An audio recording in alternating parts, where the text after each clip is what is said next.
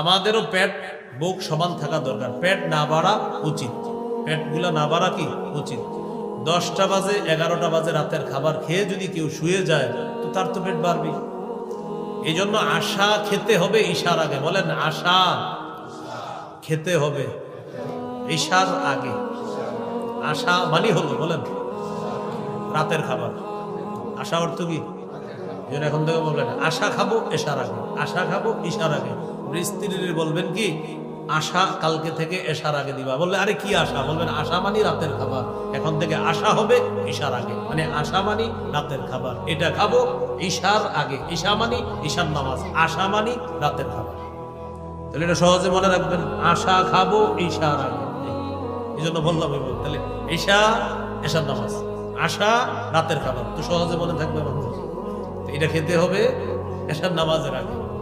খাওয়ার পর এশা পড়বেন, এশার পরে 2 রাকাত সুন্নত পড়বেন, সুন্নত পড়ার পরে আরো 8 রাকাত পড়বেন, তাহলে 6 আর 8 কত হয়? 14। এরপরে আরো 3 রাকাত বিতির পড়বেন, এই হলো 17 রাকাত। বাসায় আসবেন, স্ত্রীর সাথে কিছু ধর্মীয় কথা বলে তাড়াতাড়ি শুয়ে যাবেন। তাহাজ্জুদ নামাজ পড়ার চেষ্টা করবেন।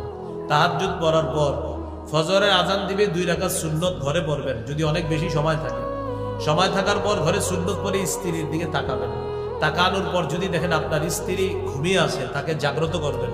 যদি তিনি জাগ্রত থাকে তার সাথে 2-4টা ধর্মীয় কথা বলবেন, এমনি 2-4টা বলবেন। কেন? আম্মা জান আয়েশা সিদ্দিকা রাদিয়াল্লাহু তাআলা আনহা বলেন, আমি ঘুমন্ত থাকলে নবী আমাকে জাগ্রত করতেন। এর স্ত্রীর সাথে একটু ধর্মীয় কথা বলবেন, ভালো কথা। আম্মা জান বলেন নবী আমার সাথে কথা বলতেন। কথা বলার পর হযরত বেলাল রাদিয়াল্লাহু তাআলা আনহু আয়েশা ডাক দিতেন, তখন নবী মসজিদে ফজরের নামাজ পড়ানোর জন্য মসজিদে রওনা করতেন। বাকি এখানে আরেকটা সুন্নাহ আছে, এটা আপনাদেরকে আমি বলি, যাদের সম্ভব হবে আমল করবেন। যদি বলেন এটা আমল করতে গিয়ে আরেকটা ছুটে যায় তাহলে করবেন না। সেটা কি? নবীজি একটু শুইতেন না, আপনারা শুইলে তো ঘুমায় যাবেন। মানে ফজরের সুন্নত পড়ার পর নবীজি একটু শুইতেন, আমরা শুইলে কি হবে? উঠে দেখবো 10টা।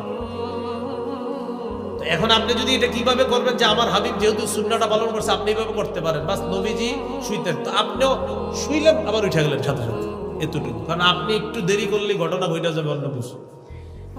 এই জন্য এটা করার পরে এরপরে নবীজি মসজিদে যেতেন। এই সুন্নাহ মোতাবেক আপনি রাত্রি যাপন করেন, ইনশাআল্লাহ আপনার পেট অত সহজে বাড়বে না।